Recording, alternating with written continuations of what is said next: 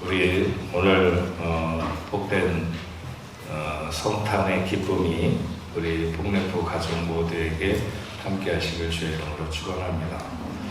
제가 한 20여 년 전쯤에 미국 텍사스주의 오스틴이라고 하는 곳에 오헬리의 집을 방문했던 적이 있습니다. 그의 그 크리스마스 선물이라고 하는 단편을 여러분도 잘 아실 텐데, 원래는 매기의 선물이라 그래서 매기는 동방박사들을 말하는 거죠. 사실 그 내용이 동방박사들하고 직접적인 관련이 있는 것은 아닌데, 동방의 박사들이 예수님을 이렇게 경배하러 오면서 황금과 유향과 모략을 준비해가지고 오는 그 현명함이라고 그럴까요? 그래서 어떤 선물을 나누는 현명함을 말하기 위해서 매기의 선물이라 이런 제목으로 아마 붙여진 것 같습니다. 그 내용은 여러분들도 아실 텐데, 가난한 젊은 부부 짐과 델라가 서로 주고 받는 크리스마스 선물에 관한 그런 이야기죠.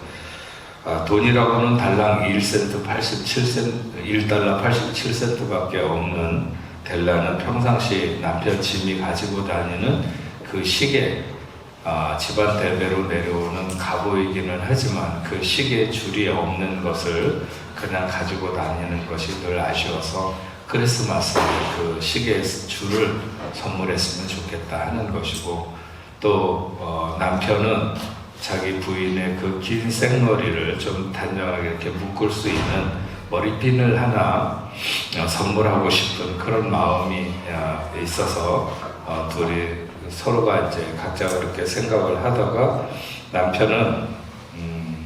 아내는 자신의 긴 머리를 잘라서 남편의 시계줄을 사고, 남편은 그 시계를 팔아가지고 아내에게 줄 머리핀을 크리스마스 선물로 준비한다고 하는 그런 얘기죠.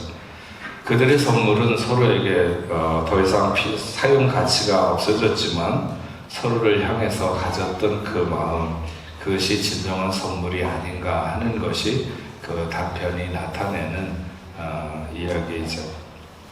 여러분, 성탄은 우리가 하나님에게 받은 선물의 날입니다.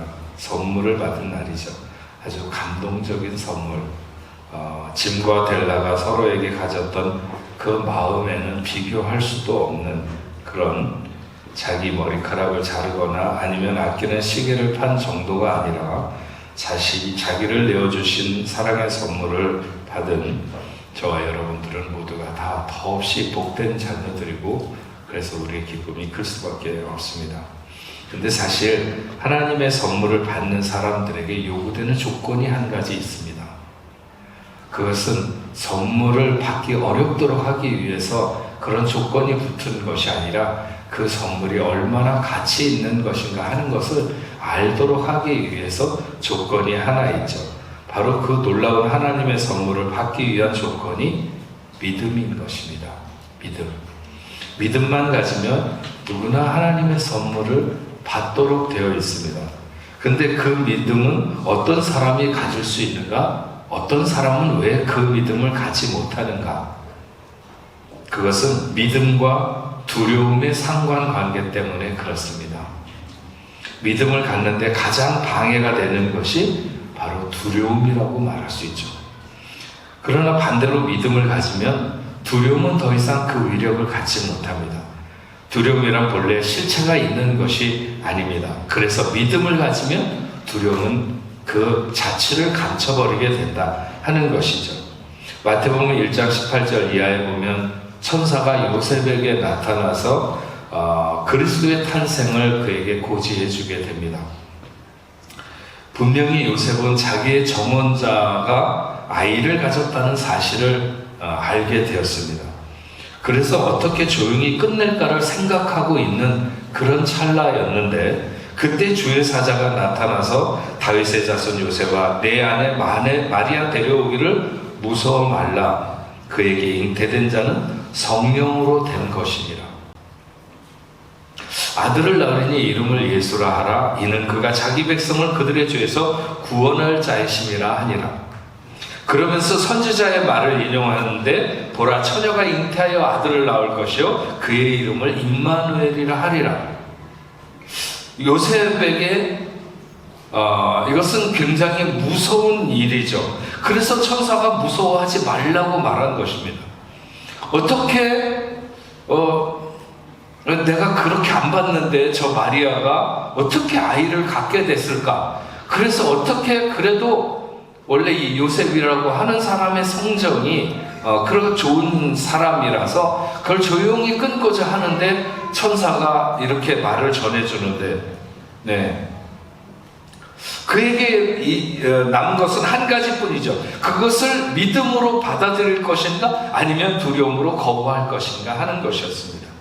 근데 마태복음 1장 24절 말씀에 보면 이렇게 말하죠. 요셉이 잠에서 깨어 일어나 주의 사자의 분부대로 행하여 그의 아내를 데려왔으나 아들을 낳기까지 종충하지 아니하더니 낳음의 이름을 예수라 하니라. 예수를 선물로 받는 첫 번째 크리스마스는 이렇게 두려움을 이기는 요셉의 믿음이 작용해서 우리에게 그 선물이 오시게 되었습니다. 오늘 본문에는 천사 가브리엘이 마리아에게 나타나서 예수 탄생의 소식을 전하죠. 천사가 나타난 것만으로도 너무나도 놀랍고 두려운 일입니다. 그런데 그가 전하는 이야기는 정말 감당이 잘 안 되는 그런 이야기죠. 보라 내가 잉태하여 아들을 낳으리니 그 이름을 예수라 하라. 그가 큰 자가 되고 지극히 높으신 이의 아들이라 일컬어질 것이요 주 하나님께서 그 조상 다윗의 왕위를 그에게 주시니 영원히 야곱의 집을 왕으로 다스릴 것이며 그의 나라가 무궁하리라. 당연히 마리아는 내가 사내를 알지 못하는데 어찌 이런 일이 나에게 있을 수 있느냐고 이렇게 반문을 했더니 천사가 성령이 내게 임하시고 지극히 높으신 이의 능력이 너를 덮으시리니 그러므로 나실 바 거룩한 이는 하나님의 아들이라 일컬어지리라. 그러면서 천사는 마리아의 친족 엘리사벳의 이야기를 하면서 그도 늙어서 아이를 낳을 수 없는 사람이었는데 벌써 아기를 가진 지 6개월이 되었다, 이렇게 알려주는 것이었습니다. 천사의 고지는 마리아에게도 매우 무섭고 두려운 소식이었죠. 그래서 천사는 마리아에게 무서워하지 말라고 먼저 그의 마음을 이렇게 다독입니다. 처녀가 아이를 가졌다는 이야기를 누가 믿을 것이며 누가 받아들일 수 있는가? 하지만 38절 말씀에 보면 마리아가 이르되 주의 여종이오니 말씀대로 내게 이루어지리이다. 어찌 보면 충분히 생각해보지 않은 것처럼 마리아가 그렇게 대답하고 있는 것 같습니다. 그러나 마리아는 그 모든 것을 믿음으로 덮었던 것이죠. 의심도 덮고 두려움도 덮었습니다. 온 인류의 구원으로 이 땅에 오시는 주님은 그렇게 두려움을 믿음으로 이긴 마리아를 통해서, 그렇게 두려움을 믿음으로 이긴 요셉을 통해서 이 땅에 우리에게 오시게 되었다고 하는 것입니다. 하나님의 놀라운 선물을 받은 자는 두려움을 이기는 믿음을 준비해야 된다 하는 것입니다. 사무엘상 17장에 보면 다윗이 전쟁의 그 모습을 드러내게 됩니다. 골리앗이 하나님의 군대를 모욕할 때 모든 사람이 다 두려움에 떨었습니다. 하지만 다윗은 그렇지 않았죠. 왜냐하면 그는 하나님을 믿는 믿음 때문에 두려움이 없었습니다. 하나님에 대한 믿음이 얼마나 강한지 그 어떤 두려움도 그를 짓누를 수가 없었어요. 다른 모든 사람들이 다 두려워 떨고 있는데도 불구하고 다윗은 그렇지 않았어요. 다윗은 하나님이 자기의 구원이요 생명의 피난처라고 하는 것에 대해서 의심하지 않았죠.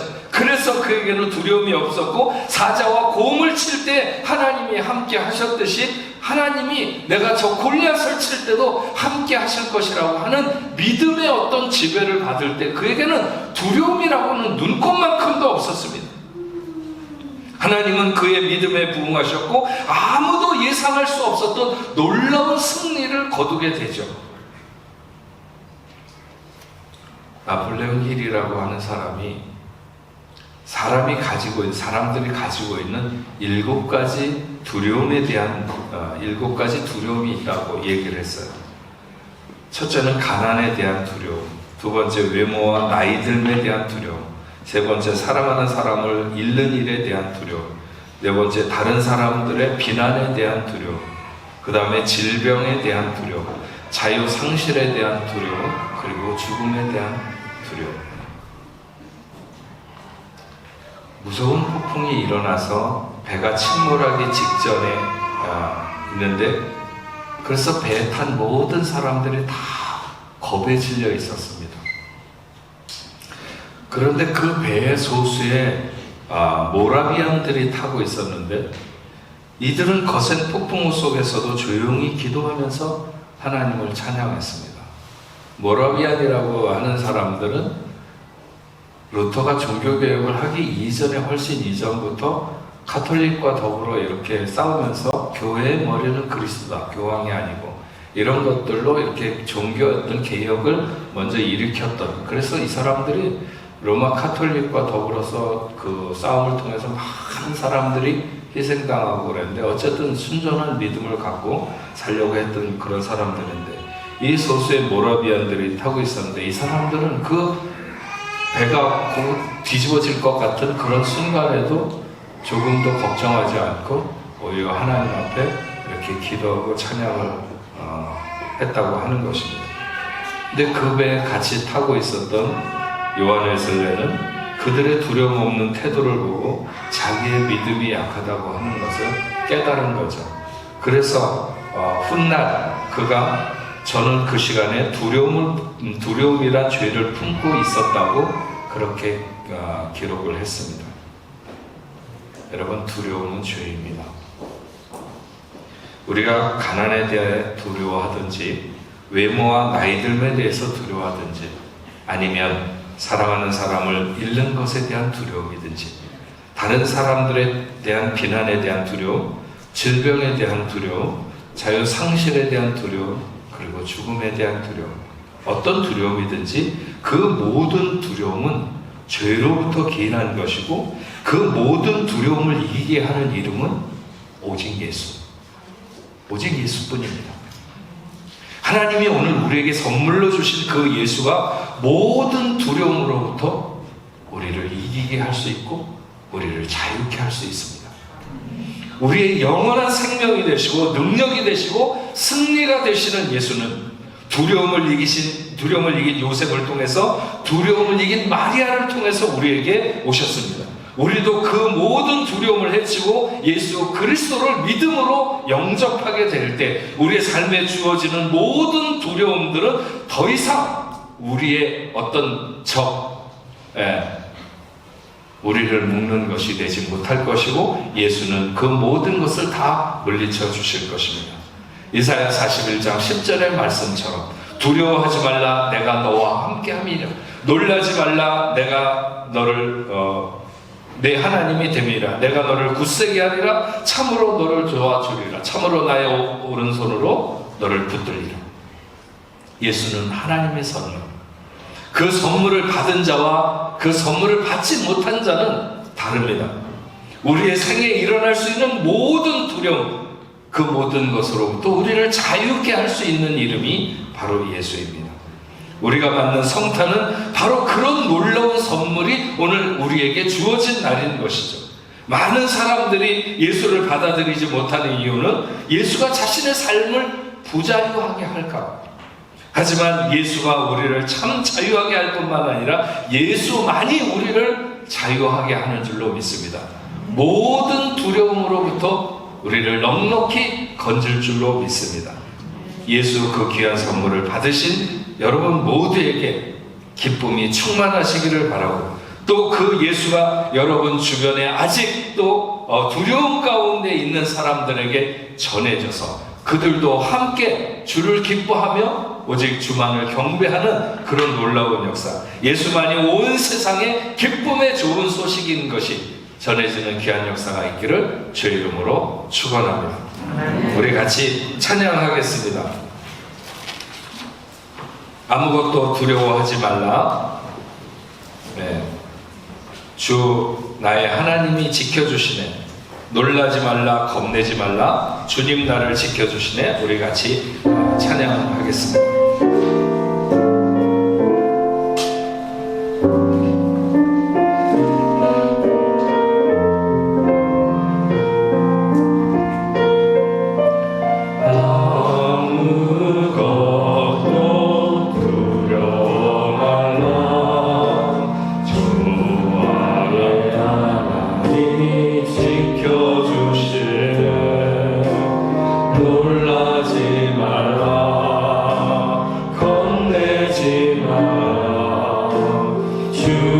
나를 지켜주시네.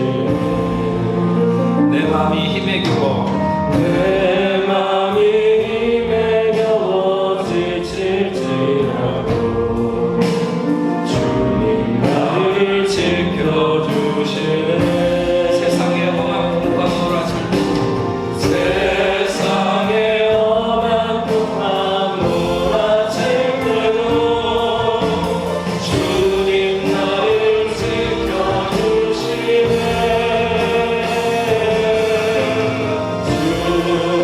주님은 나의 산성, 주님은 나의 요새, 주님은 나의 소망, 나의 힘이 되신 여호와. 우리 다 같이 자리에 일어서서 찬양하겠습니다. 주님은 나의 산성, 주님은 나의 요새, 주님은 나의 소망, 나의 힘이 되신 여호와. 우리 인생이 가질 수 있는 모든 두려움, 죽음을 포함한 그 모든 두려움의 승리가 되시고 이김이 되시는 주님, 우리가 두려움을 걷어내고 믿음을 가질 때 두려움은 더 이상 우리 안에 적이 되지 못하는 것을 오늘 말씀을 통해서 우리가 다시 한번 이 2021년 성탄절에 오시는 주님을 우리가 믿음으로 영접하기를 원하며, 그래서 우리의 삶의 모든 두려움이 물러가게 되는 놀라운 역사가 있고 예수로 인하여 참 자유함을 얻는 저희들 다 될 수 있도록 주님 인도하여 주시옵소서. 하나님, 이 기쁨의 소식을 아직까지도 알지 못하고 듣지 못한 많은 사람들이 있습니다. 예수로 인하여 참된 생명을 갖지 못한 사람들에게까지 이 예수가 전해질 수 있도록 주여 도와주셔서 저들을 얽매고 있는 모든 것들로부터 자유하게 되는 놀라운 역사를 가질 수 있도록 주님 인도하여 주시옵시고, 우리 모두도 다 예수 안에서 예수의 이름으로 인하여 승리하는 하나님의 백성들이 되도록 주여 도와주옵소서. 오늘 이 시간 동방의 박사들처럼 귀한 예물을 하나님 앞에 구별하여 올려드립니다.